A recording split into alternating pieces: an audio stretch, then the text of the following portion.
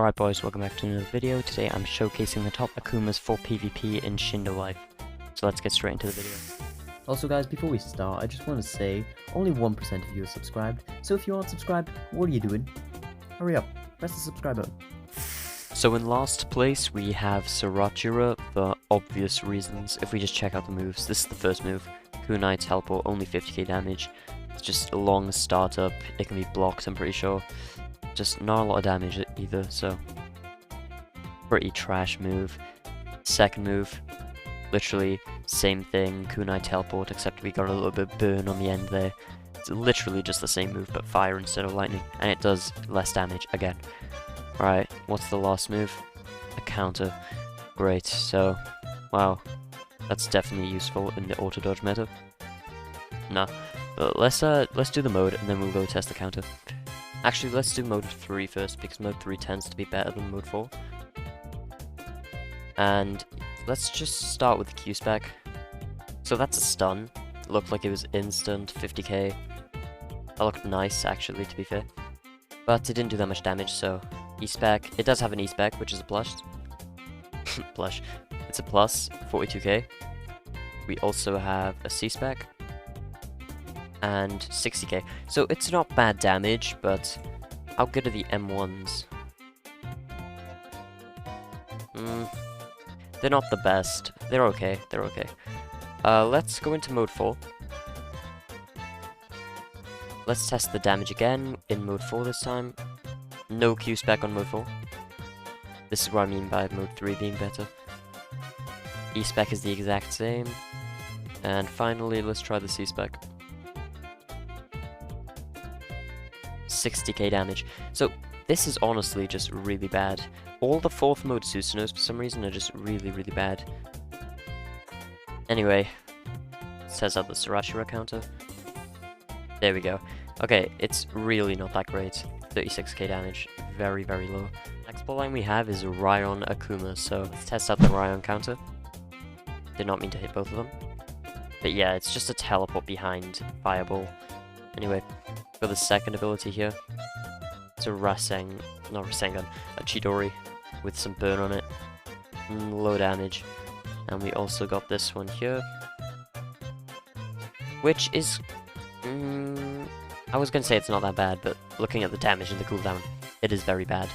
So all of the moves suck, hopefully the mode can redeem it. We'll have a check, let's skip right to mode 3 as usual. Go back to the log. I'm not even gonna bother going in mode 4. Nope. Okay. Alright, that's busted. So, just like Bankai, this can do two Q-specs at the same time. It's, like, much worse than the Bankai one, but it's still a decent amount of damage. Like, 74k for a Q-spec is good. The C-spec is 50k? That's alright. It's not the best, but it's okay. And any E-spec? No E-spec. Okay, so that's Raion. I'm sure you can tell why it's this low. Next up, we have the normal, like, base Akuma. So, this is pretty good. Like, that's a decent stun. It takes a decent startup, though. It's long-lasting. I think it ends before the blindness does, but what is that thing? Anyway. So this is a counter. Actually, no, it's an auto dodge, but it's not that good. It's kind of the same as the Taijutsu one, so I would not recommend using it. We also have this move, which is very low damage. Now, I'm sure you're wondering why this is better than, like, Sarachira Akuma. So if we just go in the mode, I'm not even sure how many modes Akuma has. It has 4. Oh right, there's the custom Susanoo thing. I forgot about this. How many modes? No, 7. Okay, so anyway, this ability right here, that's a damage stack ability. So if I was to quickly grab a quest, alright, get them all rounded up, and bop. Well, I missed it, but you can see I did 300k even while missing most of the damage. So yeah, that does a lot. Also has a decent amount of combo potential. It's very alright. It's like better than Sarachira. This is the first move. That's a stun, sends them into a dimension. and then they pop out, and then they're ragdolled. We also got this move, which I think is like basically the same thing. So, bunch of stuns, and I think this is a counter which also does the exact same thing, which send them into a dimension and then it stuns them. So it's just stun mania over here. We also got the mode. If I mode up, I'll show you the main reason why this bloodline's annoying, and it's the C-spec. So you guys have probably fought someone who uses this before, but yeah, trying to fight a guy who uses this in PvP is just absolutely dreadful. They can literally just run away, and if they have Bruce Kenichi, they can stay in this mode for ages. Look, my stamina isn't even draining. Like, you can literally just camp in this mode. Or basically, your stamina bar is every second you can stay in this mode, really. Because like 21, 20, 19, 18, 17, 16, 15. So yeah, however much stamina you can have, that's how many seconds you can stay in this mode. Also on Shiver we have the Q-spec, which is also another stun, so it's completely ridiculous. Alright, in the number 4 spot we actually have Shindai Akuma. This is carried by a single move really, which is the counter, and it's not even that good because it puts your auto dodge on cooldown, and also they can be avoided pretty easily. Another thing I'd like to add is that the mode 3 clones actually do more damage than the mode 4 clones. Alright, so I'm going to use the clones on this log, and you'll see now. Instead of doing 4,500 per hit, they do a lot more. As you can see, 7,000 per hit. Like, that's a lot more, you know. And then the C-spec is the exact same as the first move, except you don't have the auto-dodge cooldown thing. So yeah, it's literally the exact same thing. Let's also do the C-spec in this. Same thing here. Attack like that now. So I don't know why they've made the 4th mode clones weaker than third mode clones, but whatever. Anyway, let's show the second move real quick. It's the same as Shindai Rengoku. Jeez, that's a lot of damage. But yeah, there's only one sun instead of 2. I did not know that did 100k, goodness. That's quite a good move. Takes a while to land though, so it's quite easy to dodge, and this came out before they decided to nerf all the AoEs, so the AoE isn't very good at all. Anyway, and for the third move we got a stun. It's a pretty long lasting stun, but it requires some hand signs and some startup, so it's not better than Bankai or anything. I don't think we have a Q-spec on this. Oh, we do. Alright, so there's a Q-spec there, 73k. And let's check if this has an E-spec. Alright, it does not have an E-spec. But if I go into mode 4... Ooh, wait, hang on, what's wrong with my eyes? Hey, yo, what is that? That's not the usual little symbol. Oh well. Anyway, let's check if we have a Q-spec on this. We don't have a Q-spec on the 4th mode. Maybe I need to block and press Q at the same time. That might be why. Here we go. No. Alright, well that's weird. So in conclusion, the 3rd mode of Shindai is way better than the 4th mode. So don't even bother using the 4th mode if you're going to use this bloodline. Alright, so next up we actually have Satori Akuma. This is actually a really good Akuma. Specifically for the mode 3 ability. So if we go here, use the Q-spec. That's a lot of damage for a Q-spec, especially on an old bloodline like this. So that did like 77k, which is a lot. And if we do the C-spec, this is actually a Genjutsu.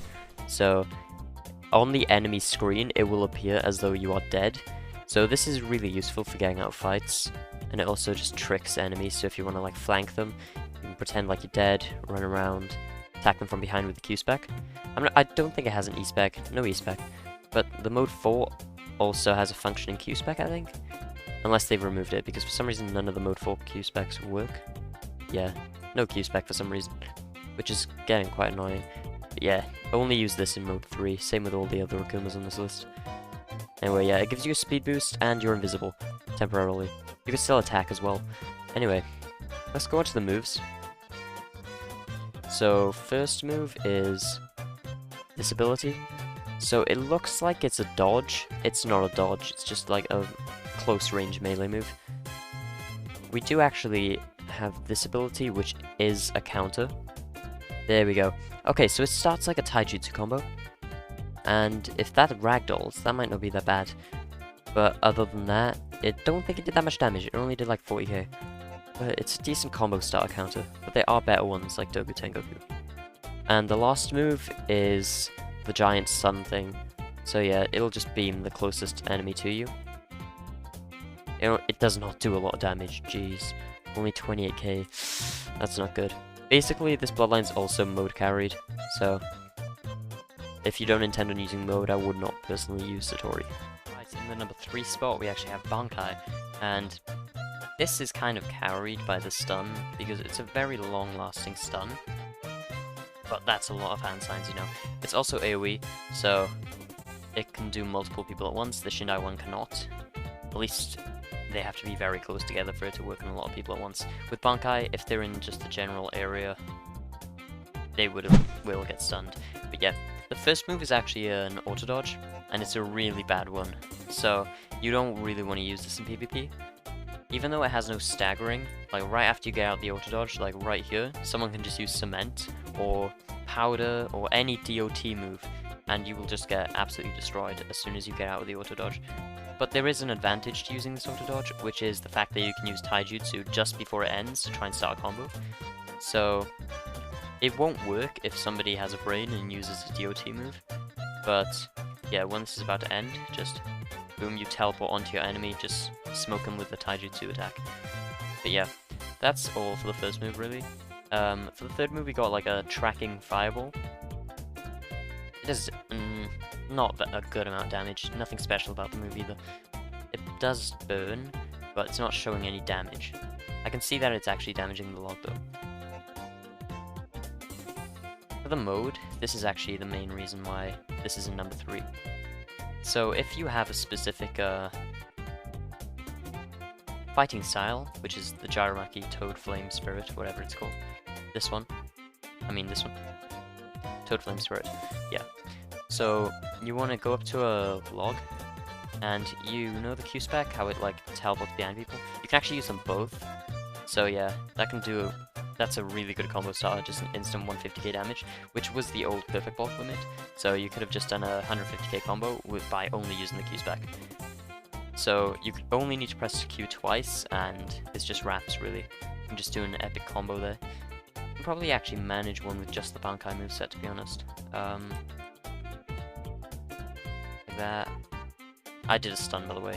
It's just not showing up. Anyway, yeah, that's perfect block limit now. So that did a lot of damage. Another thing with Toad is that it does more damage with the M1s. So you do the high damage Q-Spec and then you burn them as well. That's really good.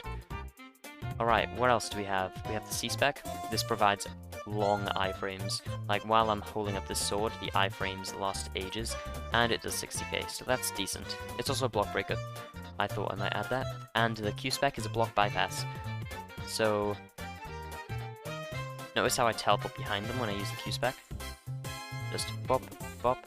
Yeah, that's because it bypasses block, so I teleport behind them, and then I can just M1 them out of their block. So yeah, that's really good. In the number 2 spot, we actually have Indra. And Indra is basically mode carried. Most of the moves suck, but the mode is absolutely busted. It's like a worse version of Ashura mode. So if we use the C-Spec, yeah, that's a lot of damage. So we just did 102k just from a C-Spec, which is absolutely ridiculous. What we also have is the E-Spec. Can't remember what this does. Oh, this is a counter, okay. So the E-Spec is a counter, and the Q-Spec makes you God, basically.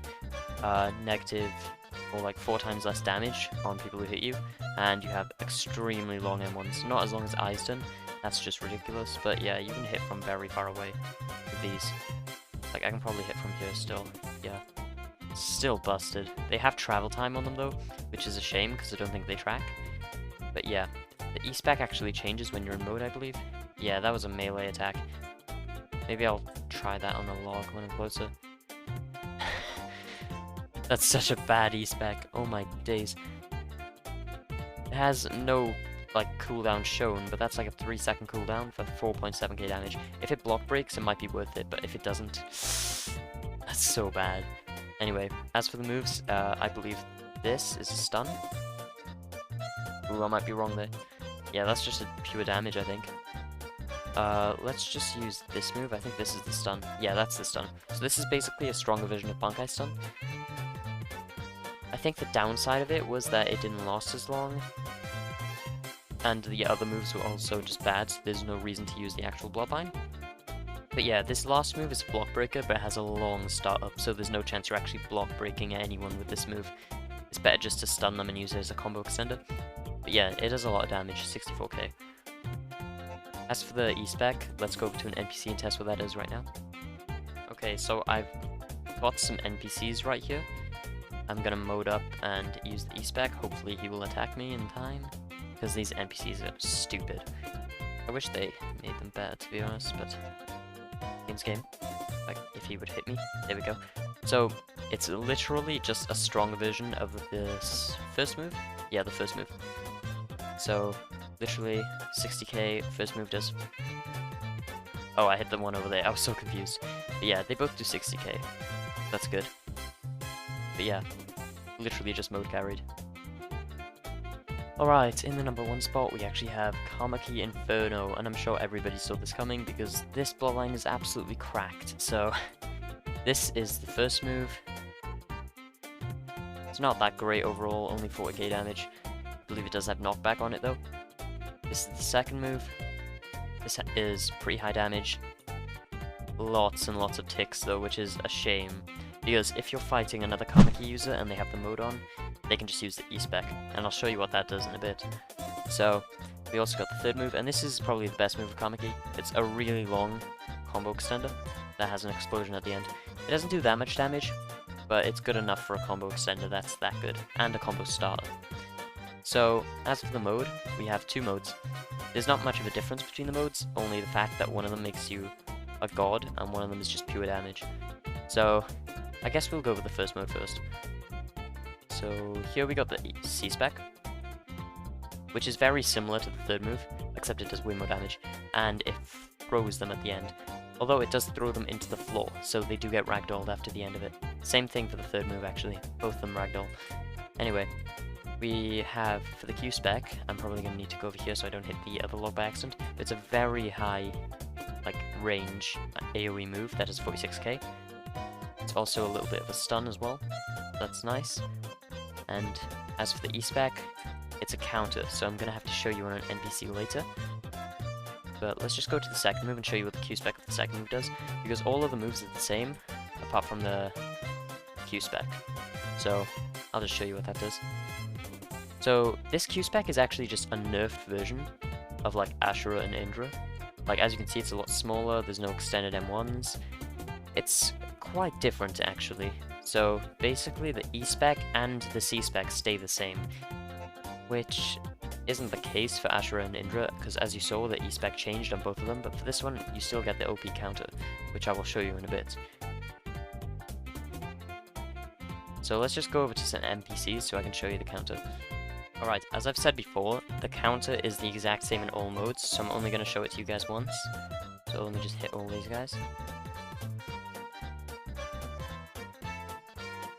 So every single time somebody hits you with this counter on, a single tick of damage is given. So I'm not sure how much this attack does after every single hit, but however many times they hit you, they get reflected that amount of damage. So if I can get them to hit me a single time, I can show you exactly how much a single attack does. And then we can calculate how much damage someone would do to you from there. Just punch me once, bro. Okay, 8.7k with 1k explosion at the end. I think that was the number. It might have been 26k. If that's the case, that's broken. But yeah, I think it was 26k. So we got 26k every single time you're hit. So imagine now if somebody uses powder or this move. Like, if someone hits you with this move and you just use the E-Spec, they are dead. They are just insta-killed. Or this move even. See how many ticks of damage that did? Just punch, punch, punch. Yeah, it's 8k damage and then 17k explosion damage afterwards. So it's extremely, extremely overpowered. This is probably the best counter in the entire game at the moment. So you should probably use this.